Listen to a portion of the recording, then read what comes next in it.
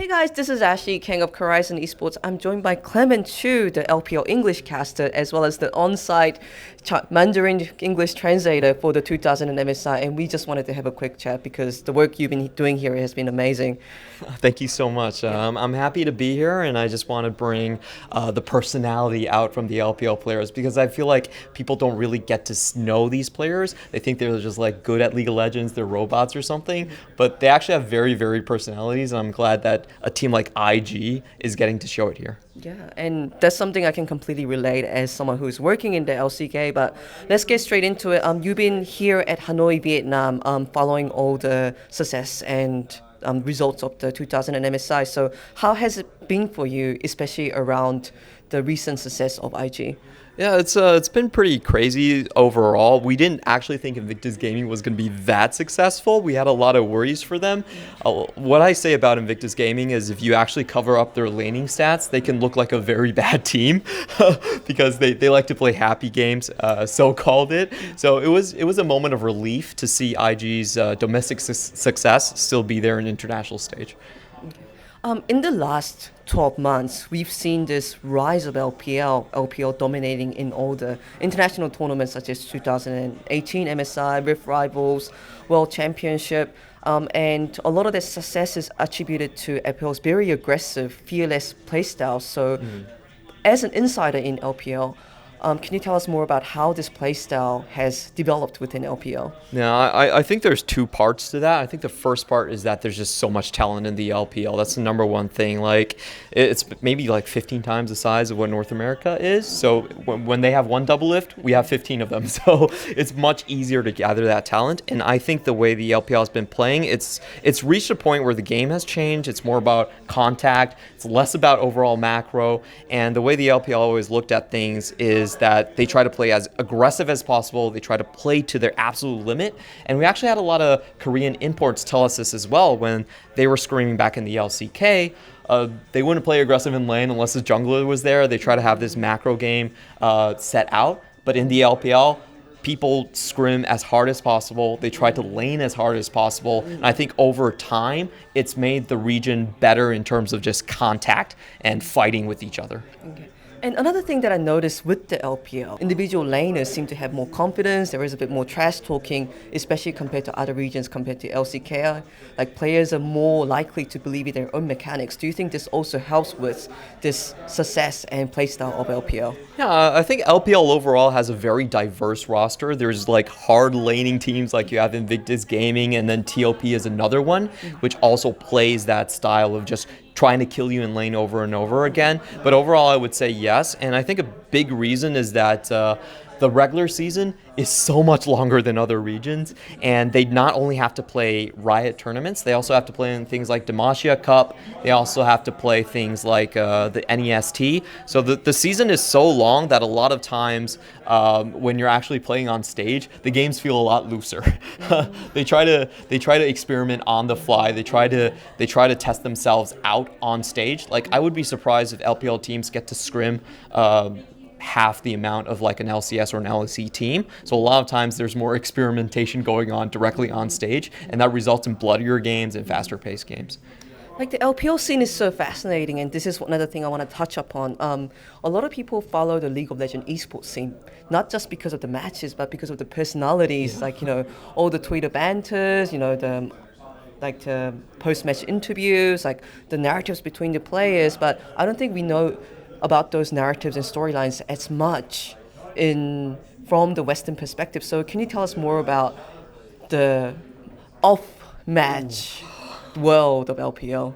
Let me say it's spicy. It's very, very spicy. I honestly feel like LPL, we run the scene a lot like the way people would follow idols. So gossip is a big part of it. And I don't want to dig too deep into it because there's a lot of things that are not substantiated. But, like outside of the game drama where there's actually video proof or like girlfriends or whatnot, it's actually completely insane. And if you guys are interested in that stuff, I would definitely try to follow the LPL. And also the followings for LPL players are huge because I think some of the top players have millions of followers, not just like tens of thousands. Yeah, yeah, it's very different. The landscape is very different in the LPL, and I would say that people are followed much like TV stars or pop stars that way. And a big difference is that we actually see the fan base, much larger portion of it is female, and they participate differently. I think there's there's a the genders like they participate differently when it comes to involvement in esports. And I was at an EDG event for one of their esports event where it was kind of like an auction where you had to have certain engagement to actually go in and meet the players, and the top 50 people were all female. So I think it's a very different scene. I think it's a scene where players are, a lot of times they're seen as more cutesy. People are interested about what their personalities are like outside of the game and stuff like that. Yeah, yeah, yeah. So I think that all brings it back into it. And I really see the LPL as probably the most entertainment industry oriented of the leagues. And it's just a different flavor there.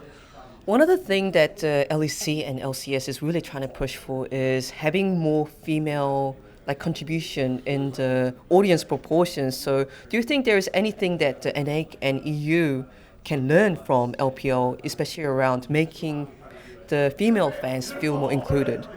Well, I think there's I think the way people view at it, there's different preferences, and I don't know for sure because I haven't actually done the polling. We do that, but I personally don't know it. But I think there's a couple different like focuses.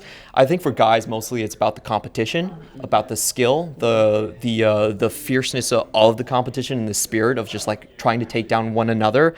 And for different audiences, I think for our female base, it's really more about their personalities and how they interact with each other. And so, I wouldn't go ahead and give like a concrete suggestion because I don't have that data necessarily, but I do think that there are still different focuses there. Okay. Yeah. And we just talked about how LPL has matured so much and it has a lot of player base that we can get like the top players out of. But at the same time, in the top teams of LPL, there is a high representation of Korean players, and they seem to be doing pretty well. So can you please tell us how the Korean players in the LPL are represented? Because, for example, Rookie, I think he's a bit of a hero back in China. Yeah, I think the biggest stars in the LPL right now, a lot of them are still Korean. If you look at the MVP last year, both times it was taken by Rookie, and this time it was taken by Doinby. So that's 3 in a row where you have Korean imports taking it. And I think a big reason that people gravitate toward these guys is because they actually not only learned the language, but they took up leadership positions in their own team. For instance, like Doinby, he has a Chinese wife right now, he speaks Chinese, and he's a shot caller for his team. So I think there's different tiers, but the most successful Korean imports are the ones that have integrated not only into the teams, but into the culture, into the language. And recently when I was interviewing for a Rookie, he actually said that, you know what, I'm at an international tournament representing the LPL. I should take this interview in Chinese, and that's why I got the chance to interview him over there. So I really think the fandom is drawn, a lot of the fans are drawn by that commitment to the region and blending in. And of course, a lot of players that still don't speak a lot of Chinese are doing very well as well. For instance, like the Shy, like there's no disputing that. Yeah. Bringing it back to 2019 MSI really quickly, as of now, when the interview is being conducted, IG is still undefeated. So do you think there's anything that the other regions can do in order to take down IG? Oh boy. Oh, this is a super tough one. So I think you need to have very crazy setup plans, like very well set up plans that they just don't think about. I think IG are very good at reacting and just playing skirmishes and fights, but I think the most successful series where I've seen someone take down IG has to be RNG in summer finals. And the way they played it is they played things that required planning to react to. They beat them by doing a lane swap, just straight out the gate level 1, and then doing a hard level 1 invade on Ning when they were doing vertical jungle. So you really need to think outside the box. You need to surprise them. And I almost don't think that, here's my thought about IG. I think they can be outsmarted, but they can't be outplayed. If you're relying on contact in your composition to beat IG, really don't think that's a viable strategy. I feel like you need to be tempo based and also to be like set play based. You need set plays where if this team cannot figure out a specific reaction right now, they will not be able to win the game, and those are the moves you have to go for.